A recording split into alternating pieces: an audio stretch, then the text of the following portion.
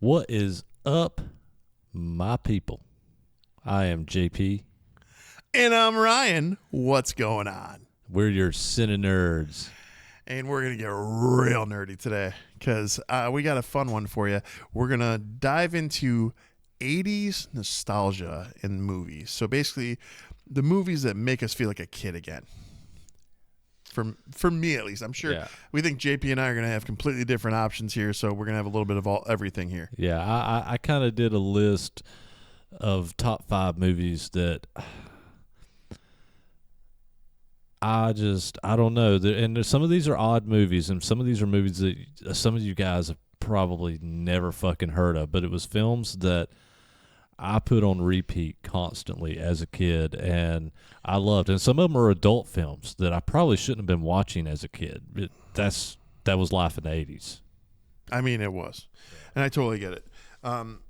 That's kind of so he's picking stuff that he put on repeat that he shouldn't have been watching. I'm picking the stuff that, for me, it took me back to that moment of being a kid again. So my main list is going to be pretty vanilla, but my honorable mentions, because let's be honest, the 80s and nostalgia, there's a lot. So I've got tons of honorable mentions in addition to our top 5. So do you want to dig right into this?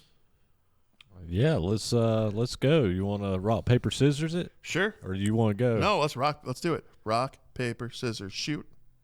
Fuck. How am I doing this? I don't know. We went from tying every single one to fucking JP's one of the last 2 of these we've done in episodes. All right, I'll let you go first. All right. So in 5th place, I'm just going to start it off before I even say the name of the movie. Wolfman's Got Nards. It's the Monster Squad. What's funny is that's my number 5 too. Is it? It fucking is. I thought we weren't going to have the same thing. I didn't think buddy. we would, but that is my number 5 too. So we're talking late 80s, and my grandparents had left me with a friend of theirs who had HBO and our Cinemax, and I didn't have Cinemax. And there was 2 back-to-back films on there. I'll talk about the other one a little later in my list, but one of them was the Monster Squad, and I'd never seen it. And this movie was like Stand By Me, but with monsters, and I fucking loved this movie. I ate it up. I watched this on replay over and over and over. This movie really, really embodied, 0 to 11 for me, if you will. And I couldn't get enough of it, no matter how much I tried. There's so many good one-liners from this. There's so much nostalgia here, not just from the me appreciating it as a kid mindset, but also from the Hollywood monsters and how they came into play into what's his face, Vampire Hunter. Van Helsing. Van Helsing, thank you. I don't know why that one wasn't there, but Van Helsing in this was even done right. Like, I just loved everything about this. Yeah, and it's my number 5 too. I didn't think we would have any of the same. And actually, I say that, but actually, this was the one I thought we might duplicate. But Monster Squad was my number 5, and same reasons. I mean, this is a movie I loved as a kid, and this is a movie I wanted to see in the theaters, and my mom would not allow me to go watch it, and so it was one that I watched on rental. I got from a rental video store when I went to my grandmother's after it hit rental. But I love classic monsters. I love Dracula. I love Frankenstein, The Mummy.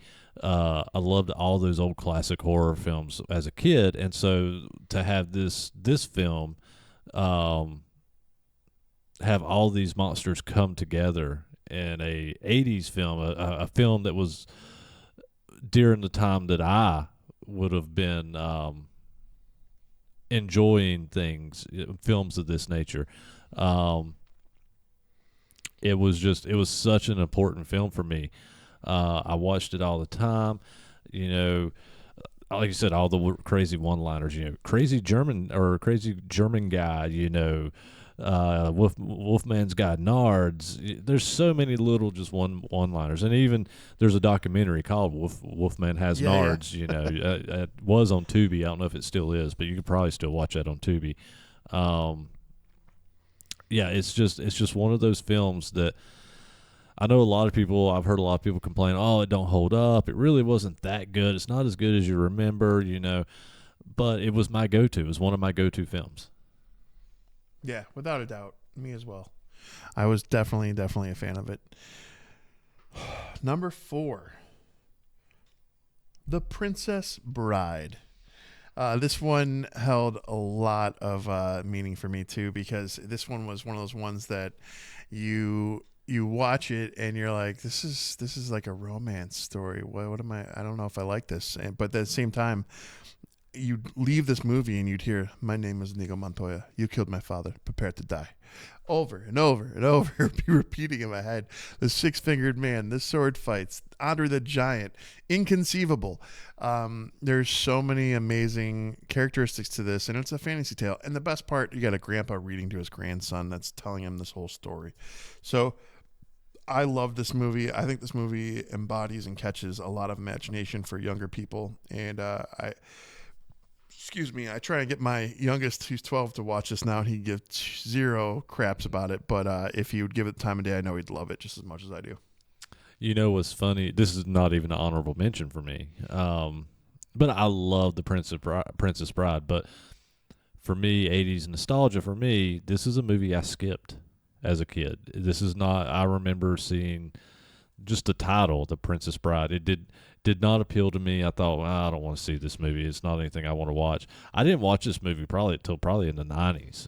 It was later when I finally watched this film, and I was like, oh, well, this movie's actually pretty cool. Yeah. You know, why did I not watch this as a kid? But so this movie was not any movie that would have made a list for me. That's something that I grew up passionate rewatching in the 80s, because I skipped it, even though I love the film now. That's fair.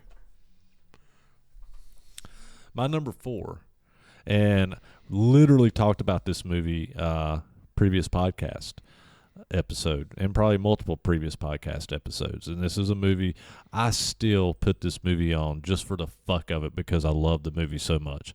Heathers. Yeah, we have talked about that quite a bit. And Winona Ryder, Christian Slater. It's basically 80s. I think it was a 1989 film. It was an 80s version of Mean Girls, you know, and with all the Heathers, you know, that were just, you had Shannon Doherty, you had Winona Ryder, you had a great cast, and the movie's just it's bonkers. It's a dark comedy, you know, and this is a movie that still to this day gets played on repeat, and I watched it nonstop the moment I first saw it when I was young. That's fair. I saw this probably early 90s, and that movie resonated because I think it was 93, 94 when I had my freshman year in high school, and there were definitely a few people who reminded me of characters from this movie, without a doubt. And at that time, I was starting a new high school. On top of it all, it was just, it's very relative to my life, but early 90s for me. So yeah, I'm here for that. I have a tie at 3. Okay. And it's weird. You always have a tie. So I do. I put ties in there because this whole list is really, really a hard list to process. I'm about to text my family and tell them to stop blowing up my phone, because if you keep hearing dings, I'm sorry. Anyways, the whole list is a rough one, because, like we said, there's so many great movies that came out of the 80s that remind us of our childhood and took us back. But in this instance, Return to Oz. I love Return to Oz. / The Never-Ending Story. I love The Never-Ending Story. Yeah. And I would honestly put both of those on my honorable mentions. Yeah, I mean, without a doubt. And just so we're clear, too, just because it is way too obvious, there is no Star Trek, there's no Star Wars, and there's no Indiana Jones on my list. No, I didn't include. I left those. Those are obvious ones to me, so I just left those out. And actually, I'll tell you, my top 2 are pretty unknown films. Return to Oz. So this one to me is amazing because, you know, even before I saw this film, I had grown up at that point seeing the original Wizard of Oz, and which, for when it was made, held up beautifully for me seeing as a little kid. But to see this version of this with the Wheelers and the dark side of Oz and how everything, like it was, and then I found out later growing up that was more true to the book and the original versions of what was intended. And I was even more intrigued to the whole aspect of Oz and everything about it. It became more appealing, all the way into this recent mockery of Wicked. I won't get into it, but not watched it. no, but the main character who plays the witch, she essentially was offended by a fan art piece that was made that just basically recreated it, changed the poster, recreated it, and made it a similar to the cover of the book Wicked. And she took offense to that, and I thought that was kind of crap because it was just a fan trying to have fun and do what was right for the original intention. But that aside, check it out if you haven't seen Return to Oz. I highly recommend it. Different take completely on Wizard of Oz. Great. Never Ending Story. This one, it will never not be part of any top 5 80s list, I think, for me. The Never Ending Story, the first one, there's just something that's beautiful, magical, intense about it. I feel like as we all get into our grown-up lives or our real jobs and the seriousness of life, we tend to lose creativity and imagination. And in this instance, that's what they discuss in this movie. There's a darkness, there's the nothing that's sweeping through this world and destroying this beautiful land of the never-ending story. And it is insane how relevant that is because we get so swept up in technology and all these things that the simple things of imagination and joy that are there are being lost to our kids as we go through these days. So that it's all about tech and what's right in front of you and not having those creativity outlets. So I think that movie's beautiful and stunning. Yeah, and I love Return to Oz, and that's both of those, Never Ending Story and Return to Oz, are dark films. I mean, we watched those as children, and man, those films were dark and deep for kids films. Fuck. Yeah. Like that. Anytime somebody made a cosplay of the horse in the mud and was wheeling it around on wheels, and I'm like, what? And it was a little kid that played Atreyu, and I was like, what the fuck? Yeah, like that shit's not okay. There is some dark shit in both of those films, and I loved those films growing up. And like I said, those were honorable mentions for me. I could have put them in my top list, but they wasn't the films that I watched on repeat, but I watched them a ton, because I love those. I just fucking love those films. It's funny because I talk about tech and bitch about tech and people losing imagination, but I do believe there is an element of creativity and imagination in video games, and I'm a big video game advocate. And one of the games I played was the Ghost of Tsushima. This game, you have a horse that's your sidekick throughout, and the horse dies in the middle after you've already been just all about it. And I knew it was going to happen. I already had that told to me, and I played the game and I still yelled out Artex afterwards. So I was like, it was all over again. No, just solid 2 movies. All right. So my number 3, Now the Comet. Okay. This is a film that I watched on repeat constantly. I love that movie. I really did. I love Now the Comet, and yeah, it's a fun movie. I mean, it's a comet comes by, people turn to dust, and the people that live start turning into these wild zombie characters, and you get mad. You got scientists trying to figure out how to save themselves, and it's a bonkers movie. I mean, it's straight 80s. I don't even know how else to describe it. I mean, in the end of the world, post-apocalyptic world, and these 2 girls are just trying to figure shit out, and then they go to the mall. This is so 80s. I have to laugh. I don't know how many of you old-timey people out there remember this candy, but there was a candy called Bonkers. You just said Bonkers, and it really took me back a second because they had strawberry, grape, and chocolate, and I loved those. Remember Boppers?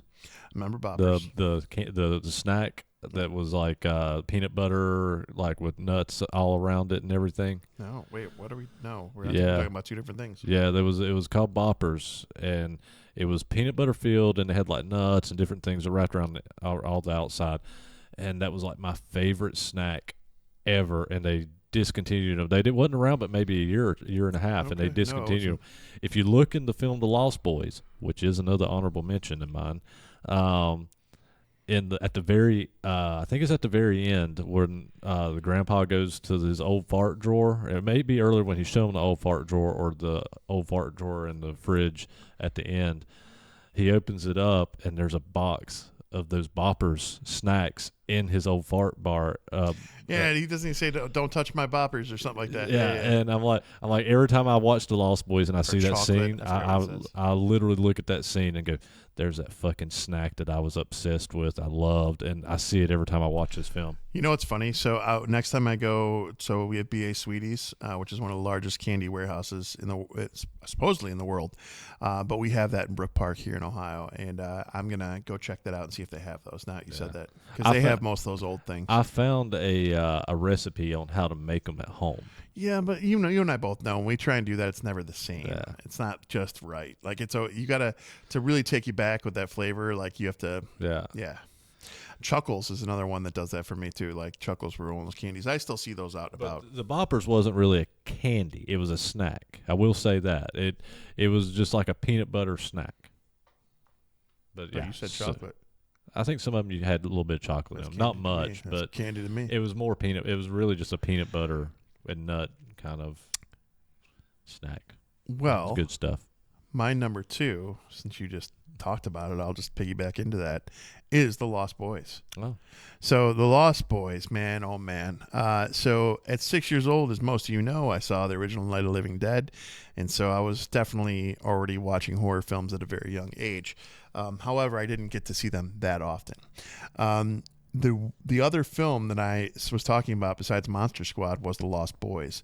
And I'll never forget, my grandmother showed up, and I was only like 3/4 of the way through Monster Squad.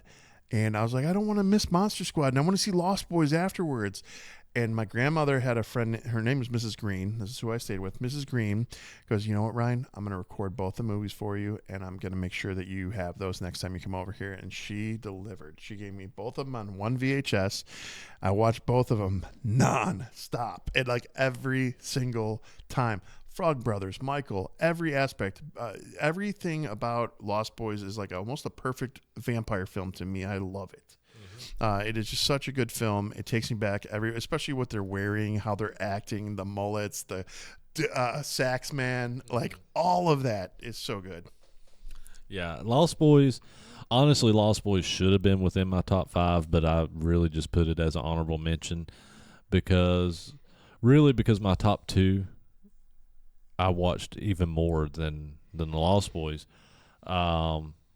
But yeah, like you, I watched Lost Boys. I mean, I could quote that movie start to finish at one point in my life. I watched it so much, and it's one of my favorite vampire movies ever. Yeah, I agree. It's just that movie's just it's like the fucking one of the best. It's one of the best vampire movies. Period. And it's so 1980s too, with the hair, the clothes, the outfits, the theme parks, like everything about it screams 1980s, and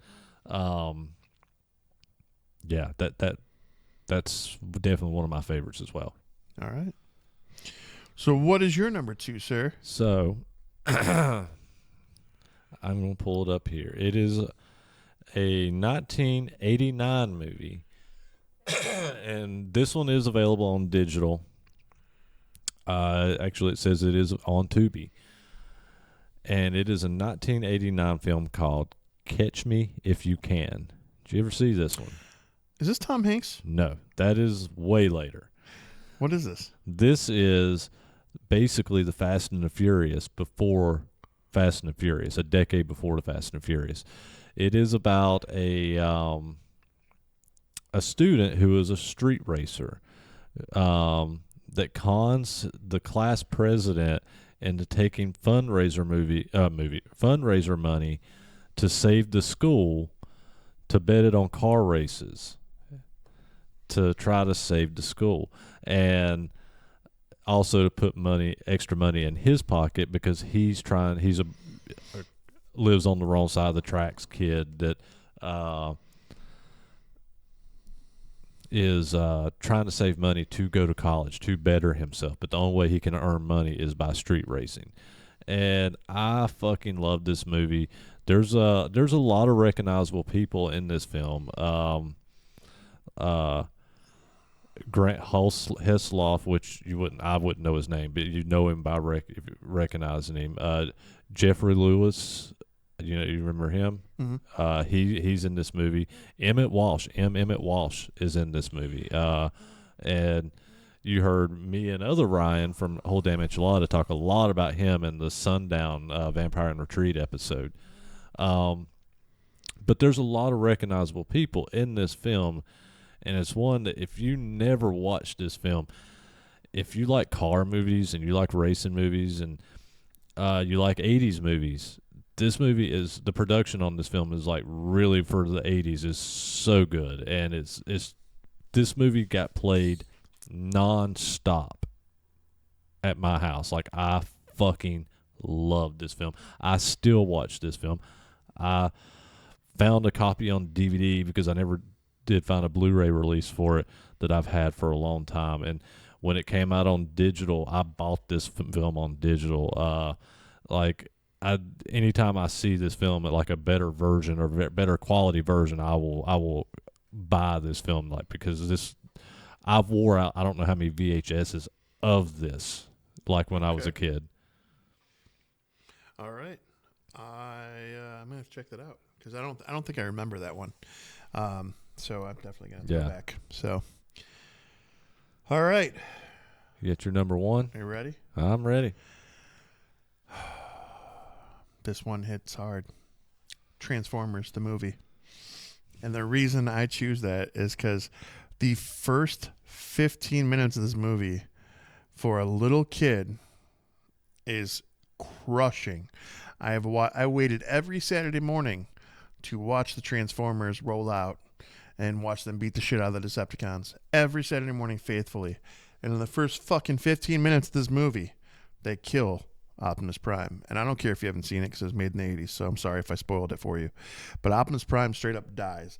And as a little kid watching Optimus Prime fall, his arm drop, and he turns black and white, and his eyes go from color to nothing, I was devastated. You see battle-torn versions of him where his faceplates or his chest plates all cracked up. And then it's like one after other, Ironhide goes down. All the Transformers start like getting killed, and it is insane. And yes, there's a whole new generation that comes up, and I loved Hot Rod and Unicron and all the aspects. But God damn it, Transformers definitely were a big part of my 80s.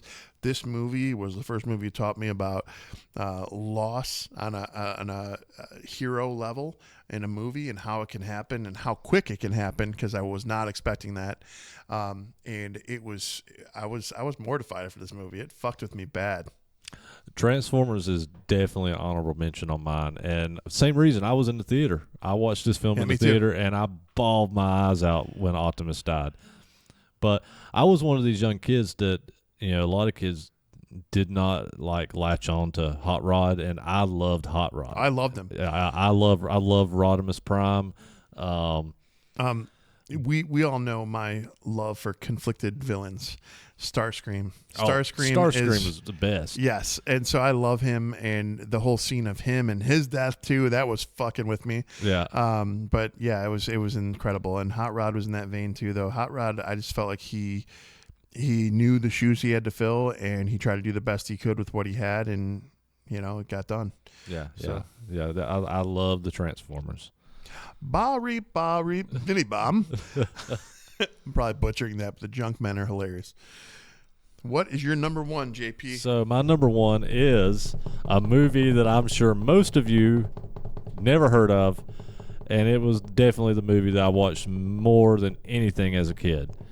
It is a motorcycle movie, and it is Winners Take All. Never heard of it. Now, the unfortunate thing about this film is it's not available on digital. I'm sure you can find like a version on YouTube. Winners Take All. Yeah. Okay. I'm sure you can find a version on YouTube, but it's not available on digital. And this is one of these films that you hear me talk every now and then about how I'm constantly looking for certain films to hit digital so I can buy them or watch them like a new digital version. This is one of the main ones I constantly check for, and it never comes up. Has never been on digital. I do own this, and you can find a copy of this on DVD. but it is a dirt bike racing film, and it's about Supercross.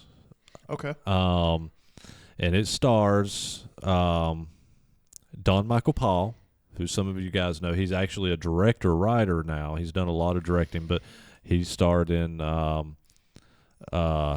Rolling Vengeance, and he starred in Robot Wars. He was the main guy in Robot Wars. He's directed random stuff like some of the Death Race movies and just different stuff. He's more known as a director now, but I was a big Don Michael Paul fan back in the day. The Peter DeLuise was co-star in this, and so was Courtney Gaines, Malachi from Children of the Corn.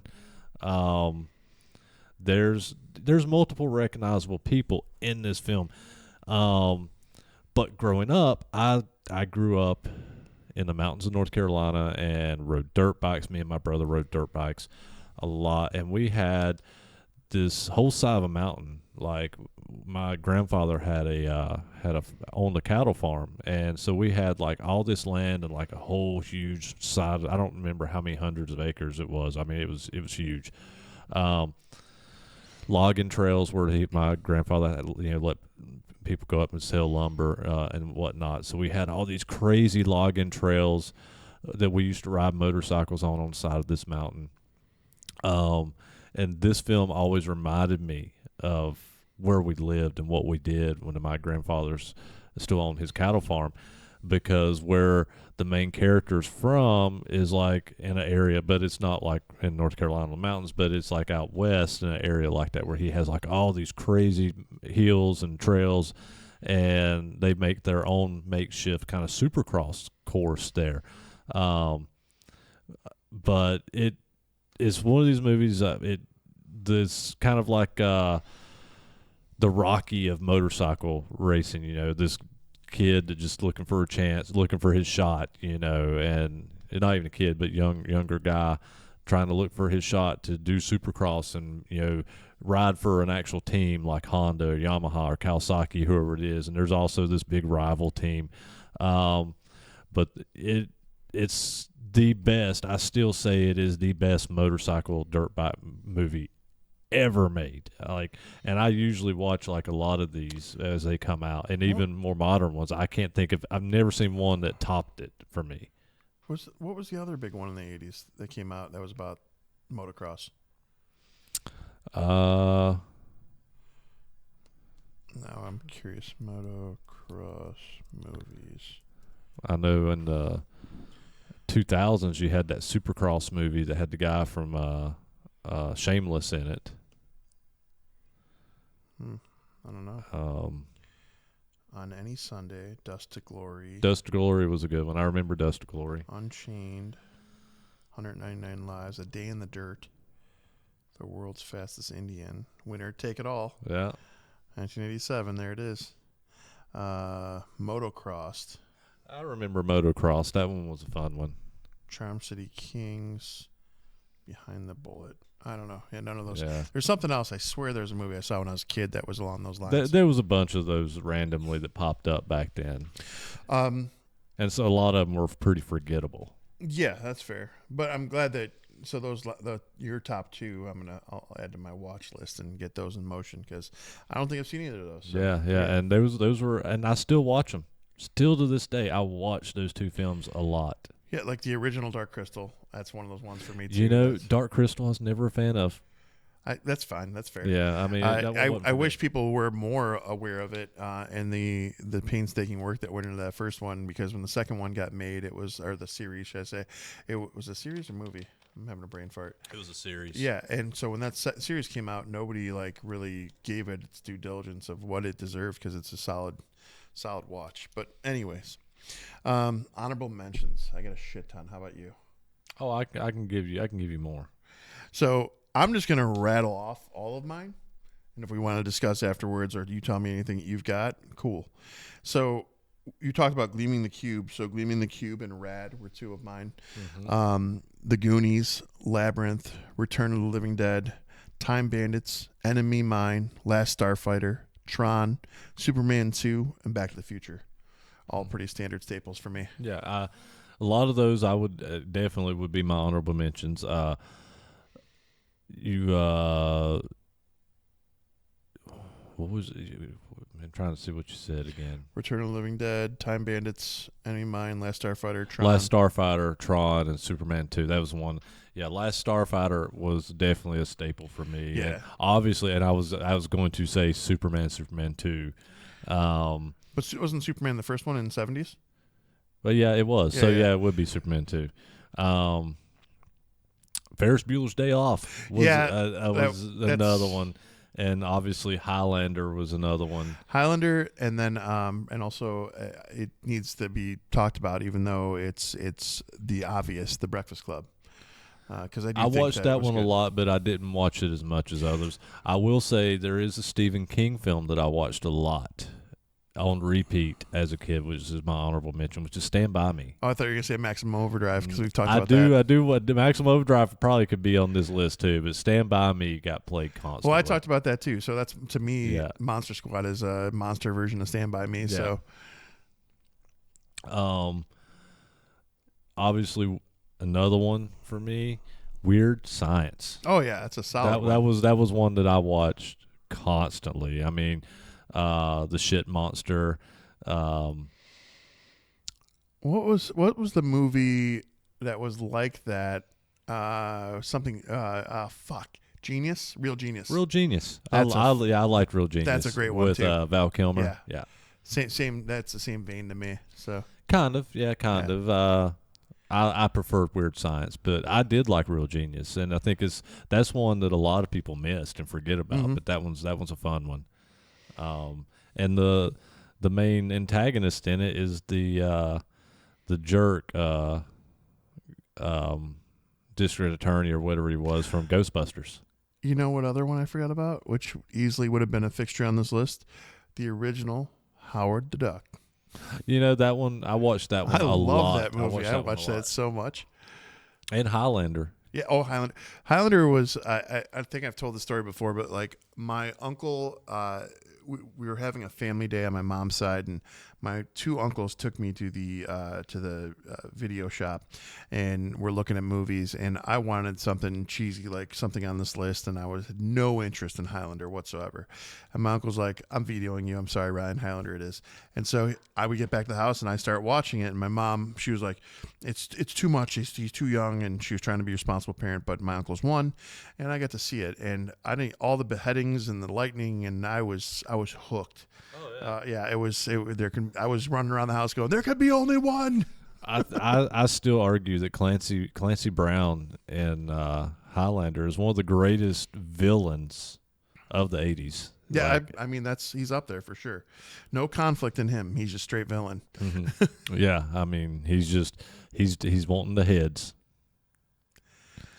You got any honorable mentions yourself over there?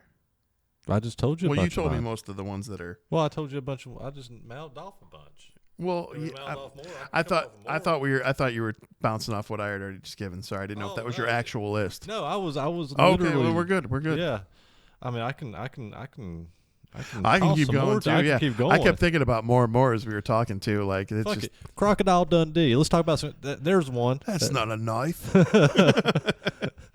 I was all about some Crocodile Dundee and Paul Hogan. What year was Buckaroo Banzai? Was that 70s? I think that was early 80s. Okay, so But that I didn't watch that one a lot. I liked the movie, but it wasn't one of I mine. saw it a couple times because my pops would put that on. But and fucking Heavy Metal. That was another one I didn't watch a lot. I liked it, but it wasn't. Well, I wasn't allowed to watch it. But I wasn't allowed to I watch would it either, pretend but like I I was would. asleep and my eyes would be just kind of open to see. So I'd see Heavy Metal, and that was awesome. And I'd see the cartoon titties bouncing everywhere, and I felt great about it. There was the adult Felix the Cat movie that came out in the 80s. Adult? Yeah, you don't remember that? No. It's hard to find too. Like it was an adult Felix the Cat movie, and he gets sucked into a different dimension or something, and like he's doing drugs and Like all kinds. Sinbad, Shazam. No, it exists. This does exist, but like there's drugs and sex and prostitution in it. Like, dude, it got crazy. So they did like a Who Framed Roger Rabbit, but more. Yeah. Okay. Yeah.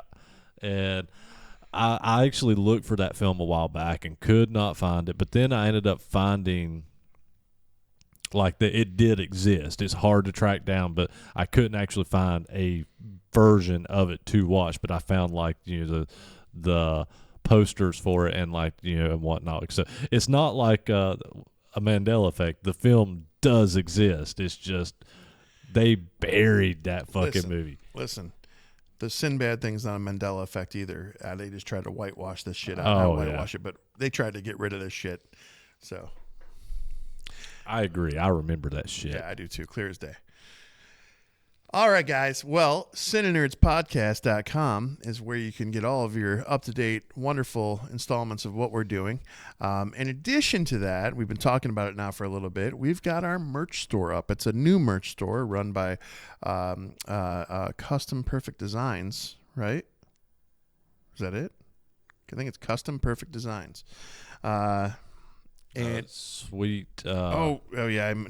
He messed it up, and I've been memorizing it, and now we're gonna make sure that we have this correct. I don't care how long this takes. You're gonna wait, and you're gonna hear it. You're gonna love it.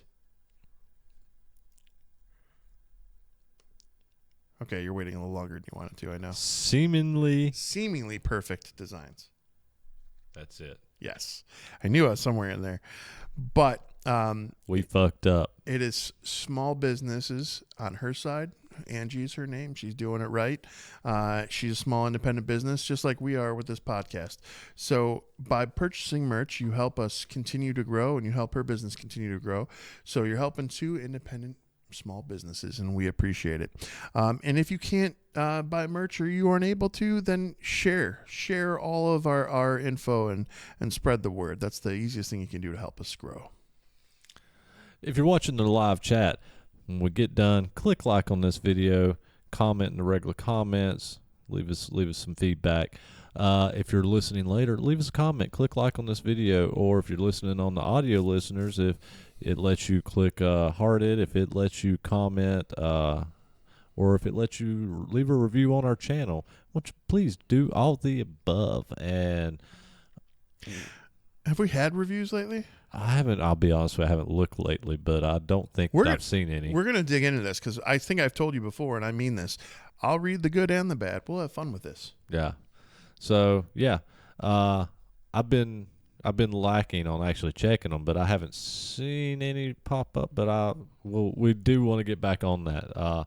But yeah, anytime you comment, click like or heart or anything like that, it helps bring us up in news feeds. If you're on the Facebook, share our stuff. If you see a flyer or if you see something like that for an episode, please share it. Every bit helps. It helps reach other people. It helps bring new fans in, and that's what we want. We want to keep building this.